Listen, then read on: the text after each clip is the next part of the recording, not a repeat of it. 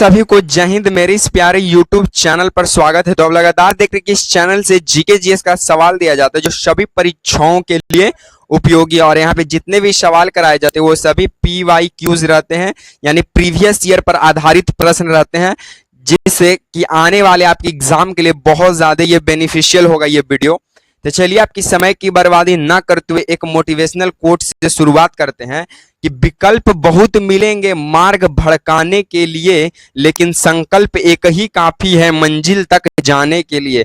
देखिए, विकल्प तो आपको बहुत मिलेगा मार्ग भड़काने के लिए, भटकने के लिए, लेकिन संकल्प एक ही काफी आपको मंजिल तक जाने के लिए। जब आप ठान ही लिया है कि हमें SI में जाना है सर, तो SI में ही जाना है। अगर आप ठान लिए कि हमको वीडियो बनना है तो वीडियो में ही जाना है, ना कि कोई और एग्जाम को टारगेट करना है। आपको BPSC एग्जाम को टारगेट करना रहेगा, ठीक है। तो चलिए आपकी समय की बर्बादी ना करते हुए हम सवालों से शुरुआत करते हैं। उससे पहले हम आपको बता दें कि ये तमाम परीक्षाओं के लिए उपयोगी होने वाला है। एक सेकेंड, उससे पहले हम बता दें कि ये तमाम परीक्षाओं के लिए उपयोगी होने वाला है, जैसे BPSC शिक्षक भर्ती, बिहार दरोगा, Bihar police, SSC, railway, banking, defence जैसे एग्जामों के लिए, या फिर वो तमाम एग्जाम जिसमें जीके जीएस का सवाल बनता है, उन सभी परीक्षाओं के लिए वीडियो महत्वपूर्ण साबित होगा। तो चलिए आपकी समय की बर्बादी न करते हुए सबसे पहला सवाल से हम शुरुआत करते हैं। देखिए, सबसे पहला सवाल आपको स्क्रीन पे नजर आ रहा है कि कारगिल वार कब लड़ा गया था। तो सबसे पहले ये समझिए कि कारगिल दिवस जो है, कारगिल वार जो है, युद्ध जो लड़ा गया था, ये 26 जुलाई 1999 में लड़ा गया था। कब लड़ा गया था? 26 जुलाई 1999 में लड़ा गया था। कारगिल युद्ध में जो हम लोग विजय पाए थे, इस मतलब किस ऑपरेशन के तहत हम लोग कारगिल युद्ध लड़े थे? तो ऑपरेशन विजय नाम था। ऑपरेशन विजय नाम था। और ये जो हुआ था कारगिल वार, उस समय क्या हमारे माननीय प्रधानमंत्री थे अटल बिहारी वाजपेयी, ABV। यानी कि कारगिल वार जो है 26 जुलाई 1999 को लड़ा गया था, और कारगिल दिवस हम लोग 26 जुलाई को मनाते हैं। कारगिल वार जो युद्ध लड़ा गया था उसका ऑपरेशन विजय नाम था, और इस समय ये जो वार हुआ था उस समय के हमारे प्रधानमंत्री अटल बिहारी वाजपेयी जी थे, ठीक है। चलिए सेकंड नंबर सवालों को हम लोग देख लेते हैं। सेकंड नंबर सवाल क्या कहता है कि जनगणना कराने वाला पहला देश कौन सा है? तो जनगणना कराने वाला पहला देश है स्वीडन। पहला देश कौन सा है? स्वीडन। तो जनगणना कराने वाला पहला देश स्वीडन है, और स्वीडन जो है 1749 में कराया था चुनाव। तो जनगणना कराने वाला पहला देश स्वीडन, और पहली बार जो स्वीडन है ये 1749 में चुनाव करवाया था। और जनगणना भारत में पहली बार कब हुआ? तो भारत में जनगणना पहली बार मेयो के काल में हुआ था। मेयो के काल में 1872 में हुआ था। कब हुआ था? 1872 में हुआ था। और भारत में नियमित जनगणना रिपन के समय, किसके समय? रिपन के समय 1881 में हुआ था। 1881 में हुआ था। तो यहाँ से इतना सवाल बन जाता है कि जनगणना कराने वाला पहला देश स्वीडन जो है 1749 में कराता है, और भारत में जनगणना सबसे पहली बार मेयो के समय हुआ था। पहली बार भारत में जनगणना मेयो के समय हुआ 1872 में, और भारत में नियमित जनगणना रिपन के समय हुआ 1881 में। और मेयो का जो मृत्यु है अंडमान एंड निकोबार द्वीप समूह में हो जाता है। और मेयो कॉलेज कहाँ है? तो मेयो कॉलेज अजमेर में पड़ता है, मेयो कॉलेज। तो आपको जनगणना से इतना, जनगणना समवर्ती सूची में शामिल है। किस सूची के अंतर्गत आता है जनगणना? तो समवर्ती सूची के अंतर्गत जनगणना शामिल है। चलिए तीसरा नंबर हम लोग सवालों को देख लेते हैं। तीसरा नंबर सवाल बोलता है कि लोकसभा की प्रथम महिला अध्यक्ष कौन थी? तो देखिए, लोकसभा जो है इसका अनुच्छेद 81 में उल्लेख है। अनुच्छेद 81 में लोकसभा का उल्लेख है। लोकसभा का मेंबर बनने के लिए आपका उम्र 25 वर्ष होना चाहिए। लोकसभा का गठन मई 1952 में हुआ है, मई 1952 में हुआ। लेकिन लोकसभा के लिए पहली बार आम चुनाव 1951 से लेकर 52 के बीच हुआ था। 1951 से लेकर 1952 के बीच में हुआ था। और लोकसभा को निम्न सदन, जनता का सदन, उसके बाद लोकप्रिय सदन, लोकप्रिय सदन भी कहा जाता है। और लोकसभा की पहली महिला अध्यक्ष मीरा कुमार थी। कौन कुमार? मीरा कुमार थी। और लोकसभा के प्रथम अध्यक्ष जो थे वो जीवी मावलंकर थे। जीवी मावलंकर, जीवी मावलंकर थे। और लोकसभा के पहले उपाध्यक्ष एम.एन. आयंगर थे। एम.एन. आयंगर, आयंगर। लोकसभा के पहले उपाध्यक्ष कौन बनते हैं? एम.एन. आयंगर। लोकसभा की प्रथम महिला अध्यक्ष मीरा कुमार बनती है। और लोकसभा के पहले अध्यक्ष जीवी मावलंकर होते हैं। लोकसभा का अनुच्छेद 81 में उल्लेख है, लोकसभा का मेंबर बनने के लिए उम्र 25 वर्ष चाहिए। लोकसभा का गठन मई 1952 में हुआ था। लोकसभा के लिए पहली बार आम चुनाव 1951 से 1952 में हुआ। लोकसभा को निम्न सदन, जनता का सदन और लोकप्रिय सदन के भी नाम से जाना जाता है। और इसे गरीबों का भी सदन कहा जाता है। किसे? लोकसभा को। चलिए हम लोग चौथा नंबर सवालों की ओर आगे बढ़ जाते हैं। चौथा नंबर हमारा सवाल क्या कहता है कि कांग्रेस के पहले मुस्लिम अध्यक्ष कौन थे? तो कांग्रेस के पहले मुस्लिम अध्यक्ष बदरुद्दीन तैयब जी थे। बदरुद्दीन तैयब जी थे। बदरुद्दीन तैयब जी थे। ध्यान रखिएगा, यहाँ पे हमको लिखने में यहाँ नहीं बनता है। तो कांग्रेस के पहले मुस्लिम अध्यक्ष बदरुद्दीन तैयब जी थे। कांग्रेस का स्थापना जो है 1885 में होता है। 28 दिसंबर 1885 की स्थापना होता है ए.ओ. ह्यूम के द्वारा। ए.ओ. ह्यूम के द्वारा स्थापना होता है कांग्रेस के पहले अध्यक्ष बनते हैं W.C. बनर्जी, जिन्हें पूरा नाम वेमेश चंद्र बनर्जी हुआ। और कांग्रेस के पहले पारसी अध्यक्ष दादा भाई नौरोजी बनते हैं। दादा भाई नौरोजी पहले पारसी अध्यक्ष बनते हैं। तो कांग्रेस के पहले मुस्लिम अध्यक्ष बदरुद्दीन तैयब जी। कांग्रेस की स्थापना 28 दिसंबर 1885 को होता है ए.ओ. ह्यूम के द्वारा। कांग्रेस के पहले अध्यक्ष W.C. बनर्जी, जिनका पूरा नाम वेमेश चंद्र बनर्जी हुआ। कांग्रेस के पहले पारसी अध्यक्ष दादा भाई नौरोजी। और कांग्रेस के पहले महिला अध्यक्ष एनी बेसेंट। लेकिन कांग्रेस की पहले भारतीय महिला अध्यक्ष सरोजनी नायडू हो जाएगा।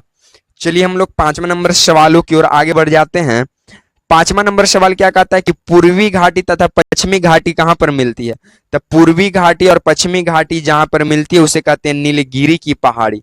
क्या कहते हैं? नीलगिरी की पहाड़ी। नीलगिरी की पहाड़ी। और नीलगिरी की पहाड़ी पर कौन सी जनजाति पाई जाती है? इसका आंसर आप लोग कमेंट बॉक्स में कमेंट कीजिएगा मेरे साथियों कि पूर्वी घाटी और पश्चिमी घाटी जहां पे मिलती है उसे नीलगिरी की पहाड़ी कहते हैं। लेकिन नीलगिरी की पहाड़ी पर कौन सी जनजाति पाई जाती है? इसका आंसर आप लोग को कमेंट बॉक्स में कमेंट करना है। चलिए हम लोग छठा नंबर सवाल देख लेते हैं। छठा नंबर सवाल कहता है कि लोकटक झील की भारत के किस राज्य में स्थित है? देखिए जो लोकटक झील है ये मणिपुर में है। कहां पड़ता है? मणिपुर में है लोकटक झील। लोकटक झील के ही अंदर लोकटक झील के अंदर पड़ता है काबुल लामजाओ राष्ट्रीय उद्यान। काबुल लामजाओ राष्ट्रीय पार्क है, नेशनल पार्क है काबुल लामजाओ राष्ट्रीय पार्क, जो कि एशिया का